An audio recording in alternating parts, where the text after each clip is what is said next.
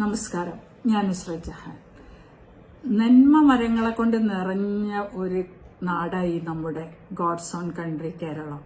അപ്പോൾ സഹായം, മറ്റുള്ളവരെ ബുദ്ധിമുട്ടിയവനെ സഹായിക്കുക, നന്മ ചെയ്യുക എന്നുള്ളത് മലയാളികളുടെ ഒരു വീക്ക്നെസ്സാണ്. ആ വീക്ക്നെസ്സിന് മുതലെടുത്തുകൊണ്ടാണ് ഇന്നിപ്പോൾ ഈ നന്മ മരങ്ങളെല്ലാം വന്ന് പല കാര്യങ്ങളും ചെയ്തുകൊണ്ടിരിക്കുന്നത്. പലതിനും നമ്മൾ പലതും കേട്ടു. പാവപ്പെട്ട ഒന്നുമില്ലാത്തവൻ, ഒരു പണിയില്ലാത്തവൻ കോടീശ്വരന്മാരാവുന്നത് ഈ നന്മ മരങ്ങളിൽ നമ്മൾ കാണണം. ഇവരെ നെഞ്ഞത്തടിച്ചുകൊണ്ടും കരഞ്ഞുകൊണ്ടൊക്കെ ഉള്ള വീഡിയോസ് ചെയ്യും, പണം വരും. എവിടെ നിന്ന് പണം വരുന്നതെന്നുള്ളതെന്നൊക്കെ ചോദിച്ചാൽ ആ ചോദ്യത്തിനൊന്നും ഉത്തരമില്ല. കൂടുതൽ അതിലേക്ക് പോകുന്നില്ല. അബ്ദുൾ റഹീം, റിയാദിൽ തൂക്കിക്കൊല്ലാൻ വിധിച്ച അബ്ദുൾ റഹീമിന് വേണ്ടി 34 കോടി കളക്ട് ചെയ്തത് ഏത് ട്രസ്റ്റിലാണ്, എവിടേക്കാണ് നിങ്ങൾ കൈമാറുന്നത് എന്നുള്ള ഒരു വീഡിയോയിൽ ഞാൻ ചോദിച്ചപ്പോൾ നിങ്ങളൊക്കെ കണ്ടിട്ടുണ്ടാവും. ഞാൻ കേൾക്കാത്ത പരാതികളില്ല. പിന്നെ അച്ചടി ഭാഷയിലുള്ള എല്ലാ തെറികളും എന്നെ വിളിക്കുന്നതുകൊണ്ട് ഞാൻ അതൊന്നും കാര്യമാക്കുന്ന ആളല്ല. പക്ഷെ അതിന്റെ പിന്നാലെ തന്നെ ഞാൻ നിൽക്കും. എന്നോട് അത് പറഞ്ഞ് ഉപദേശിക്കാനോ എനിക്ക് മെസ്സേജ് അയക്കാനോ അവിടെ പിന്നെ ഞാൻ ആരൊക്കെ സഹായിച്ചിട്ടുണ്ട്, ഞാൻ ദ്രോഹിയാണ്, ഞാൻ റഹീമിനെ രക്ഷപ്പെടുത്തണമെങ്കിൽ കോടതി വിധി വേണം. കോടതിയൊന്നും ഈ ഇവർ കൊടുക്കുന്ന മലയാള ന്യൂസോ 24 ചാനലൊന്നും സൗദി അറേബ്യയിലെ മുത്തവന്മാരും ജഡ്ജിമാരും ഒന്നും കാണുന്നില്ല, രാജാവും കാണുന്നില്ല. ഇവരതിലൂടെയാണ് നമ്മളോട് അത് കൊളാക്കരുത് പറഞ്ഞ് മറുപടി അറിയണേ. മലയാളം ന്യൂസ് ഒക്കെ നമുക്ക് അയച്ചു തരുന്നേ. അവിടെ ഇത് ചെയ്ത് അപ്പൊ അബ്ദുൽ റഹീമിന്റെ എങ്ങനെയാ ഇങ്ങനെ ഇവരെ വെള്ളം പൂശാൻ വേണ്ടി. ആക്ച്വലി ഇന്നും ഞാൻ ചോദിക്കുന്നു, റഹീമിന് കളക്ട് ചെയ്ത ഫണ്ട് ഇവിടുന്ന് ഫോറിൻ കറൻസി ഫോറിനിലേക്ക് അയക്കണമെങ്കിൽ അതൊരു ട്രസ്റ്റ് ത്രൂ നടക്കുള്ളൂ, ടാക്സ് ഇല്ലാതെ. അബ്ദുൾ റഹീം ട്രസ്റ്റ് എന്ന് പറയുന്ന 6 മാസം മുമ്പ് മാത്രം ഉണ്ടാക്കിയൊരു ട്രസ്റ്റ്. ആ ട്രസ്റ്റിൽ ഇത്രയധികം എമൗണ്ട് പണം പറ്റൂല. അപ്പൊ ഇത് ഏത് ട്രസ്റ്റിൽ വാങ്ങിയെന്ന് അറിയാനുള്ള പിന്നെ കാര്യം നമ്മൾക്ക് മലയാളികൾക്കുണ്ട്.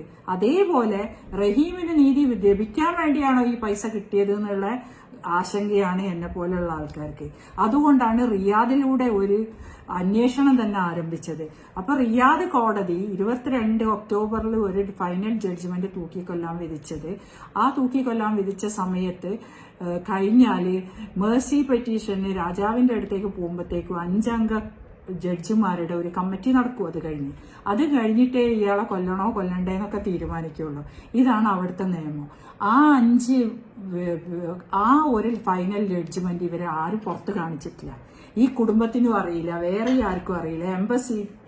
എംബസിയിലും അങ്ങനത്തെ ഒരു ജഡ്ജ്മെന്റ് ആ ഷൂറ കമ്മിറ്റി കൈമാറിയിട്ടില്ലേ.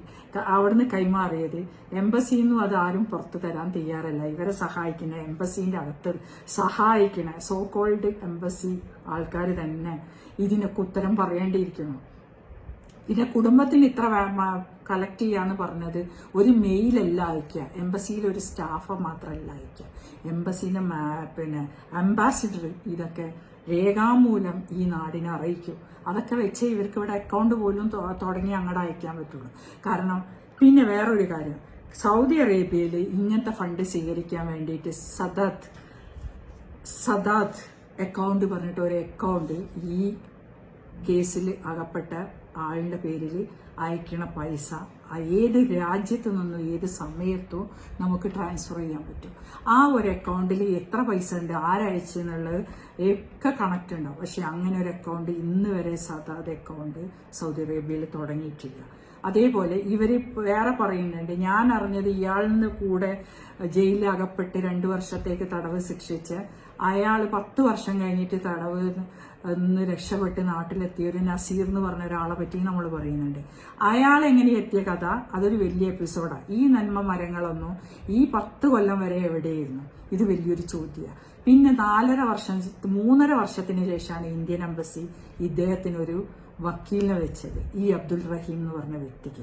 ഈ അബ്ദുൾ റഹീം എന്ന് പറഞ്ഞ വ്യക്തി രക്ഷപ്പെടാനുള്ള എല്ലാ പഴുതുകളും ഒരു വക്കീൽ ഉണ്ടായിരുന്നെങ്കിലും, കേസ് വാദിച്ചിരുന്നെങ്കിലും, ഒറിജിനലി ഒരു വക്കീൽ ആ ഇന്ത്യൻ എംബസി വെച്ചത് ഒറ്റ വക്കീലല്ലാതെ ഇന്ന് വരെ അയാൾക്ക് ഉണ്ടായില്ല.